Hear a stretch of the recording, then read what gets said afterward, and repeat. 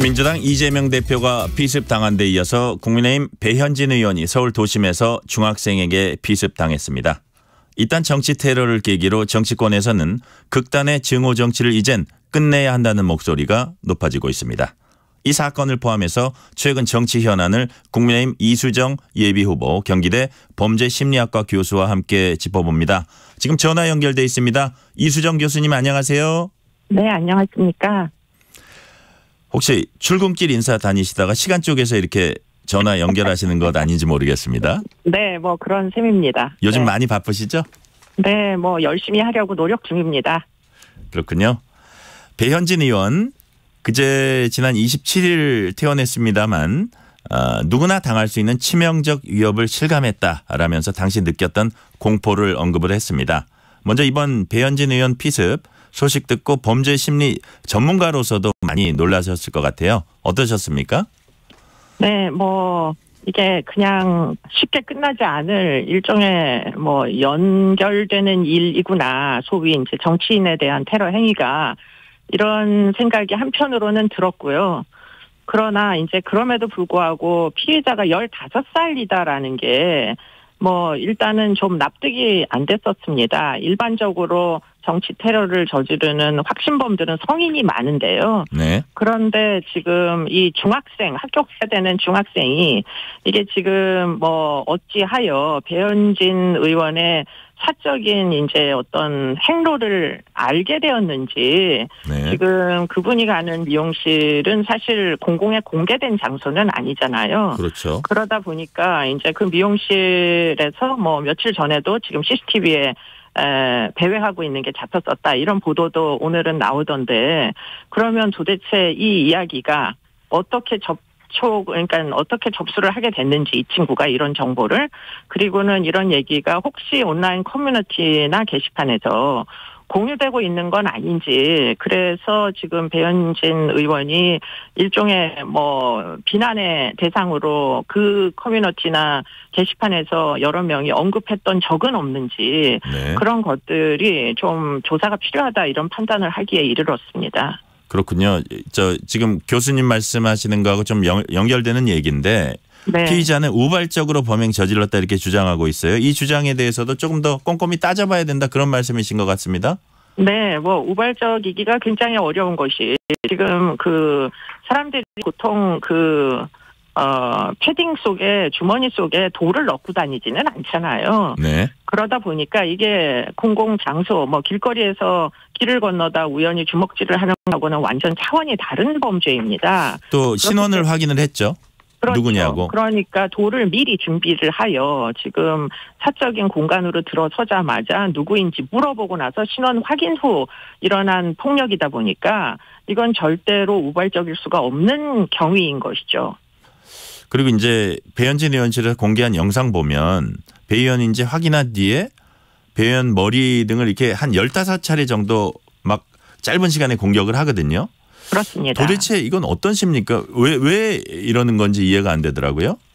근데 이제 해코지를 하겠다는 아주 분명한 의지 그리고는 그게 치명적인 해코지를 하겠다는 의지가 분명해 보이고요. 네. 그 행동에는 그리고 더 주목해야 될 부분은 이 사람이 도주를 안 합니다. 네. 현장에 그대로 서서 기다리거든요. 어떻게 됐나 피해자의 상황을 살펴보면서 그러다가 이제 검거가 되는 건데 그렇게까지 지금 행위를 뭐 하는 데는 이 사람의 머릿속에 뭔가 뭐 굉장히 사전에 이 일을 꼭 이루고 이것이 이제 나의 역사 속에 기록을 남겨야 된다라는 일종의 과대망상이 있지 않고서는 뭐 영웅 심리가 있지 않고서는 지금 이런 경위의 행동을 하기는 무지하게 어렵거든요. 그러면 이게 그냥 단순한 개인의 무슨 뭐 비정상적인 정신과적인 문제 때문에 일어난 피해 뭐 과대망상인가? 네. 그건 전혀 아닌 것 같고요. 지금 보면 꽤 계획적이고 합리적인 뭐 범죄자 입장에서 보면 합리적인 선택을 하는 게 눈에 보이거든요. 그러면 그와 같은 생각은 어디에서 사실은 여러 사람들에 의해서 확장됐을 가능성이 매우 높습니다. 그 확장되게 된 온라인에 어디선가 이런 생각을 하기에 이르게 만든 그 경위를 찾는 게 지금 이 사건의 핵심으로 보입니다. 누군가가 이제 믿음을 공유한 사람들이 있을 수 있다 이런 말씀으로 제가 이해가 됩니다. 네, 네. 아무래도 범행 동기 특히 계획 여부 등이 이제 처벌 수위에 영향을 미칠 것 같아요. 미성년자라는 점 감안해도 어느 정도 법적 처벌을 이제 예상할 수 있을까요? 지금 뭐 죄명이 무엇으로 달리느냐가 지금 이제 처벌 수위를 결정하는데 중요한 요건이 되거든요. 네. 지금 뭐 만약에 이 사람이 성인이었다면 이거는 뭐 영락 없이 살인 미수라고 볼 수밖에 없는 그런 일련의 CCTV 영상이 있는데, 근데 이제 이 친구가 미성년자이고 더군다나 지금 병원에 입원을 했지 않습니까? 네. 그러다 보니까 그 모든 것들이 아마 죄명을 결정하는데도 뭐 직간접적으로 영향을 줄 거다. 만약에 뭐 상해 정도가 뭐 폭행 상해 정도가 적용이 된다면 아마 그렇게 엄벌을 하기는 어렵지 않겠는가 이런 생각도 하게 됩니다. 네. 이런 정치인에 대한 테러가 발생한 이후에 여야는 잇따라서 자성의 목소리를 내면서도 서로를 향한 혐오 발언과 음모론을 또 반복해서 내놓고 있어요. 이런 고질적 병폐가 없어지지 않는 이유 뭐라고 보세요?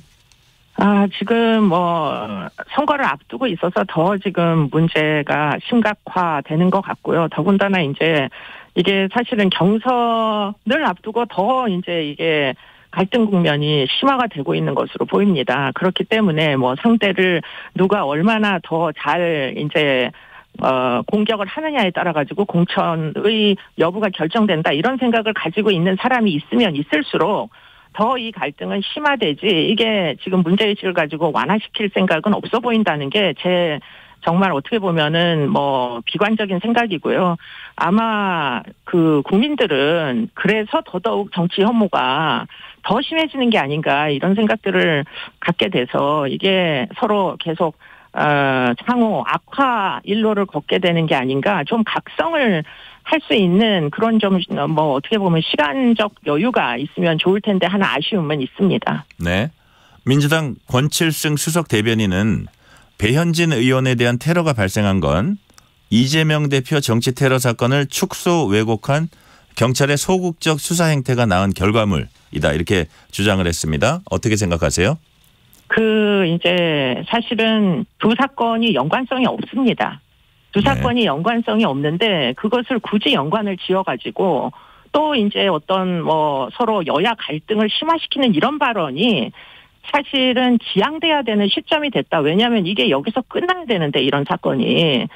이게 계속될 수 있는 여지가 존재하거든요. 왜냐하면 온라인에서 계속 그런 혐오적인 이제 서로 간의 갈등 구조들이 존재하기 때문에 객관적으로. 그렇기 때문에 정치인들이 뭐 어떻게 보면 대중 앞에서 말씀을 하실 때 좀 이렇게 적대적인 어떤 맥락은 좀 지양하시고 만약에 지금 배현진 의원의 사건이잖아요. 그러면 위로를 주시는 게 맞겠죠. 그런데 그거를 뭐 그 앞선 사건과 연관을 지어가지고 다시 또 이제 그 공격성 발언을 내놓으시는 게 이게 과연 배현진 의원의 안위에 이게 도움이 되겠는가 하는 생각을 그냥 그 발언을 들으면서 저는 안타깝다는 생각을 했습니다. 네. 이재명 대표 피습 또 배현진 의원 피습 사례 보니까 총선 국면에서 모방 범죄가 반복되면 어떻게 하는 걱정이 들더라고요. 어떻게 보세요? 그럴 가능성이 좀 있어 보이고요. 그렇기 때문에 예의주시하면서 온라인 활동, 사이버 수사를 요번만큼은 진짜 열심히 해야 된다, 경찰이. 신변 보호도 중요하지만 오프라인에서 신변 보호는 사실 경찰이 다 해줄 수 없지 않습니까? 지금 후보가 수백 명인데. 예. 그렇기 때문에 그것보다는 온라인에서 혐오주의라는 게 얼만큼 만연되어서 서로 간의 갈등 구조에서 뭐 커뮤니티나 SNS를 중심으로 해서 예컨대 구체적인 목표물이 떠오르는지 하는 것들을 사실은 경찰이 수사를 안 하면 누가 하겠습니까? 그래서 사이버 수사를 좀 더 심화를 해야 된다. 좀 더 강화해야 된다. 이런 생각을 하게 됩니다. 현실적으로 이제 그 많은 후보자들 이제 경호해 주는 건 물리적으로 불가능에 가까우니까 우리가 할 수 있는 게 선제적인 사이버 수사다. 이런 말씀으로 제가 이해를 할게요. 그렇습니다. 네. 지금부터는 이제 테러 이외에 정치 현안에 대해서 몇 가지 여쭤볼게요. 윤석열 대통령과 한동훈 비상대책위원장의 갈등이 일단 봉합 국면에 들어갔지만 그 불씨는 뭐 완전히 없어진 건 아니다. 남아있다 이런 지적들이 나옵니다. 무엇보다 이제 김건희 여사 문제 어떻게 정리할지가 관건이다 이런 얘기들을 하는데 이 문제는 어떻게 정리돼야 한다고 보세요? 그 문제가 해결되지 아니했습니다. 그렇기 때문에 뭐 계속 어떻게 보면 앞으로 어떻게 대응을 하느냐에 따라서 또 수면 위에 떠올랐다가 또 좀 가라앉았다가 이제 사람들의 관심이 어디로 흐르냐에 따라서 계속 이 문제는 해결되지 않은 채 지금 총선까지 가지 않을까 이런 염려가 있습니다.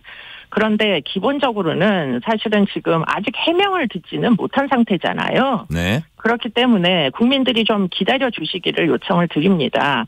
저도 유감은 뭐 이전에 표명을 이미 했고 공적으로 그리고는 지금도 유감을 갖고 있습니다. 이 부분에 대하여. 그러나 아직 해명을 들은 상태는 아니기 때문에 아마 틀림없이 설 전후에 대통령실에서 해명이 나올 것으로 추정이 됩니다. 물론 뭐 본인이 이제 사과 발언을 하실 수도 있지만 또 대통령께서 뭐 여러 가지 경위에 대한 설명과 함께 유감 표명을 하실 수도 있는 것이고 그렇기 때문에 일단 한번 기다려 보시자 하는 이야기를 드리고요. 그러나 그럼에도 불구하고 원칙적으로 보면 이게 사실은 일어나서는 안 될 일이었고요. 그리고는 또 한편으로 지금 나오는 이 문제가 수면 위에 떠올라서 나오는 내용을 보니까 이게 사실은 덫을 놨다 이렇게 누가 표현을 하셨더라고요. 네. 그래서 정말 유례 없이 도대체 과거에 어느 정부에서 이렇게 뭐 여사님을 이렇게 이제 덫을 놔가지고 함정에 빠뜨린 적이 있는지 그리고는 그게 영상으로 이제 유포된 적이 있는지 좀 유례 없는 사안이다 보니까 그 이제 덫을 놓은 사람은 덫을 놓은 사람대로 사실 책임을 물을 수밖에 없는 거 아니겠습니까? 그렇기 때문에 제가 알기로는 고발을 한 걸로 알고 있어서 좀 수사도 기다려보고 어떻게 진행되는지 조금 인내심을 가지고 기다려보시다 이런 말씀을 드리고 싶습니다. 네. 민주당은 이번 일련의 당정 갈등 과정에서 당무 및 선거 개입을 지적하면서 윤 대통령과 대통령실 관계자들을 고발하겠다 이렇게 밝혔습니다. 여기에 대해서는 어떻게 생각하세요? 그 당무 개입이라고 하는 증거가 혹시 있는지를 제가 잘 모르겠어요. 비서실장님이 뭐 지금 비대위원장님을 만나셨다라는 사실 말고 지금 그 두 분이 무슨 얘기를 나누었는지 당무 개입에 대한 이야기를 나누었는지에 대한 정보가 지금 공개가 됐는지 그걸 제가 지금 뭐 찾지를 못해가지고 그러면 증거가 있어야 고발할 수 있는 거 아닌가요? 그냥 의혹만 가지고 고발을 할 수는 없는 것으로 아는데 그렇기 때문에 아마 그 건도 좀 더 두고 봐야 실제로 진짜 고발에 이르는지 이르지 않는지 확인이 좀 필요하다 이런 생각이 듭니다. 네. 국민의힘 윤희숙 전 의원이 이번 총선 서울 중구 성동갑 출마를 선언했습니다. 앞서서 민주당에서 임종석 전 청와대 비서실장이 이제 출마 선언을 한 곳이고요. 윤 전 의원은 586 구태 정치인 뭐 청산하겠다 이런 취지로 나왔어요. 여기도 일종의 이제 여당 입장에서 험지인데 윤희숙 전 의원의 험지 출마 어떻게 보셨습니까? 취지의 말씀을 제가 들었는데요. 네. 굉장히 적절한 그 말씀이다라는 생각이 드는 게 제가 수원시에서 출마를 했는데 그 사이에 저는 한 2개월 정도 여러 가지 이제 공약과 연관된 수원시의 뭐 여러 가지 사안에 대해서 살펴본 적이 있지 않겠습니까? 네. 그런데 뭐 윤희숙 의원이 이런 말씀을 하셨더라고요.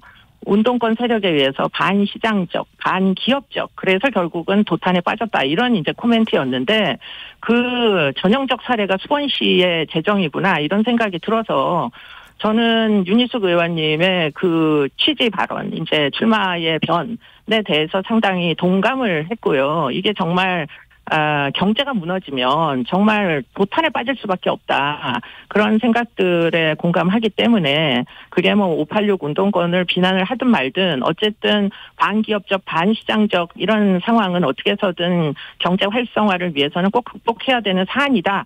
이런데 전적으로 동의합니다. 이제 골목 구석구석 돌아다녀 보셨을 텐데 네네. 유권자들이 가장 원하는 거 역시 경제다, 민생이다 이런 말씀이신가요? 그렇습니다. 이제 먹고 살아야 되는데 저희가 지금 너무 재정이 나빠서 재정 건전도가 50이 안 되다 보니까 네. 뭐 그 시민들을 위한 소셜 서비스가 지금 중단되기 시작했어요. 축소되고 그렇기 때문에 사실은 살기가 어렵다고 더더욱 많이 느끼실 겁니다. 그래서 이런 문제를 틀림없이 지금 개선해야 한다. 이번 총선에서는 개선할 수 있는 사람을 뽑는 게 답이다. 이런 생각을 하게 됐습니다. 네. 민주당에선 친명과 비명 간 공천 갈등이 이어지고 있습니다. 민주당 비명계 현역 의원이 있는 지역구에 친 이재명계 인사가 공천 경쟁에 뛰어들면서 이재명 마케팅 또는 친 이재명계 비명계 갈라치기 아니냐 이런 비판도 나오고 있습니다. 어떻게 보세요? 그게 뭐 불행히도 제 지역구 이야기라서 좀 안타깝다 이런 생각이 들고요. 저희 지역구에 저는 이제 다 잘 정리되어서 혼자 남았는데 상대편은 지금 두 분이서 경쟁을 아주 치열하게 지금 말씀하신 그 내용으로 경쟁을 하시고 계십니다. 그렇습니까? 네, 그러다 보니까 뭐 저는 이제 제3자 입장에서 좀 안타까움이 사실 있더라고요. 지역에서는 굉장히 신뢰를 얻으신 분이신데 지금 그런 취지로 공격을 받고 있으니 아이고 저게 지금 공격받을 내용인가. 뭐 어떤 다른 한일 이유 같으면은 지금 충분히 공격받아 마땅한데 그게 아니고 뭐 예산을 많이 따오지 못한 점, 뭐 공약에 실패한 점, 무슨 공약을 이루지 못한 점 이런 것들을 지목하면서 비난하는 게 아니고 순전히 그런 어떤 뭐 어떻게 보면은 그 뭐 인맥이잖아요. 그걸로다가 비난하는 건 사실 좀 비겁한 느낌을 받게 됩니다. 지금 이제 말씀하신 거하고 좀 연결되는 건데 민주당 정체성에 맞느냐 아니면 이재명 대표에 대해서 계속 찬성 입장을 왜 안 보였냐 좀 부정적 입장 보인 거 아니냐 결국은 이제 비명계라는 건데요. 그런 식으로 이제 많이 공격을 하지 않습니까? 그렇습니다. 네. 그래서 제가 그냥 뭐 지역에서 든 생각은 갑자기 이제 혼란에 빠진 거예요. 민주당의 정체성이 뭔가 제가 알던 민주당이 아닌가 이런 생각을 좀 하면서 지금 그런 공격의 대상이 되시는 현역 의원분은 굉장히 억울하시겠다 이런 생각도 좀 들고 그래서 이게 지금 정치가 선진화가 돼야 되는데 점점 후진화가 되고 있는 건 아닌지 이런 생각이 좀 들었습니다. 총선을 앞두고 여야 할 것 없이 이제 탈당과 친당 창당 제3지대 통합 모두 이제 개혁과 민생을 얘기하면서 유권자 마음을 얻기 위한 이제 진통이 이어지고 있습니다. 이번 총선의 시대 정신은 뭐라고 교수님 보세요? 글쎄요. 제가 그런 걸 논할 정도로 이 정치 경력이 길지 않아서 뭐라고 한마디로 얘기하기는 어려운데 아마도 틀림없이 민생 회복이 그리고는 경제 회복이 이게 결국은 주요한 이제 그 이념이 될 수밖에 없지 않겠냐, 주요한 목표가 될 수밖에 없을 것이다 이런 생각을 하게 됩니다. 이제 보수 세력 쪽의 신당이라든지 아니면 진보 세력 쪽의 신당이라든지 이른바 이제 양쪽에 중텐트가 갖춰졌다는 얘기를 하고 있습니다. 거기 네네. 보수 쪽은 이제 이준석, 양향자, 그다음에 이제 진보 쪽은 이낙연 전 대표하고 이제 탈당을 한 3인방이라 그럴까요? 그렇게 이제 중텐트는 됐는데 그럼 이제 빅텐트가 과연 될 것인가? 이런 이제 어떤 얘기도 나오는 과정에 이제 보시기에 이준석 양향자 그쪽 신당의 파괴력 또 이낙연 비명계 탈당 3인방의 신당의 파괴력 이거는 뭐 우리가 수치로 얘기할 수는 없겠지만 이제 어떤 느낌으로 교수님 보시기에 어느 정도로 파악을 하세요? 글쎄 어려운 질문인데요. 네. 네.